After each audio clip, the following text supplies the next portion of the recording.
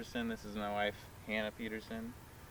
This is our farm, Evers Ridge Farm. The farm is kind of starting as a restoration agriculture, if you will, project. The main goal is trees and tree crops. And the main way we're going to do those tree crops is kind of through like water retention. So the main concept is like drought proofing, I think, is the main idea. And so the composting is a part of that whole regime. And so down here is going to be like the U-pick orchard, and we're going to do a ton of huge variety of U-pick trees, but to kind of get that soil back to a soil, not just dead dirt. The composting, we wanted to get the composting just going crazy to begin with. So that's kind of the whole goal for the compost, is to like basically spread out piles of compost everywhere, worms everywhere, boost organic matter content with the wood chips and manure and leaves and straw, and that basically make the ground really good for water retention. Mm-hmm. But there's a lot more to the farm than that, but that's kind of that's where we're starting. You know, scratching the surface there. Because what the worms need, they need food, shelter, and air, and love. Yeah, they are tight. Just put them next to it. So this is kind of like traveling this way. There's a ton of just finished castings right there. And then we got to the end that way, so then we took a bunch out over here, and then we started going this direction. So this is kind of like, we feed on like in one spot every week.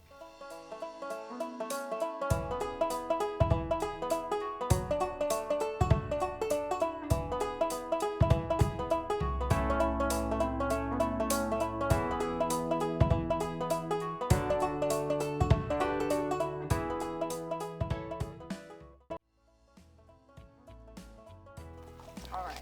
are you like right here? Oh my god, all the citrus.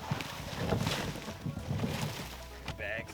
Chop it up, and then we'll usually mix in like either some manure on the top, little thin layer, or we'll take some of the stuff that's half finished and stir it in, almost like honestly it's kind of like a kombucha, or like what else am I thinking of? We have a starter, sourdough. Like you take some of the starter and you mix it in so that it just speeds up the process.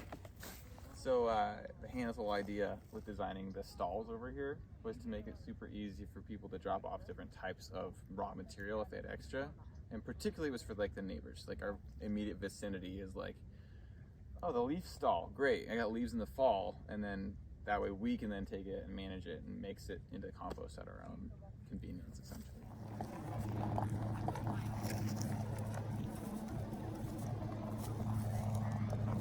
Over here we just kind of layered wood chips in the bottom, some manure in, some leaves in, and then some food scraps.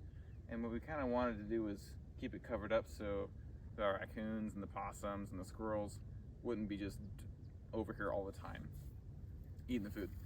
And they haven't gotten into it. I think with it being covered up, the food scraps being covered up, it gets so hot after like 2 days that they're not interested anymore, because it's just kind of mushy and gross.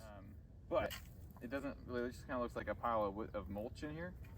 But once you dig into this stuff's a bit older, but it is hot. And the worms that were down in the castings we pulled out, the compost from the worm row, are now kind of moved into this whole pile. I'm not sure if they're all the way in it yet, but they're right here, and you can see them. But you gotta come see the temperature of this stuff down in there. So even in, it was 28 degrees last night, but these worms are perfectly happy. It's mostly frictions that's causing the heat, but it's all the movement of all the microbes and organisms eating and munching and growing and eating creates all that friction, which creates all that heat.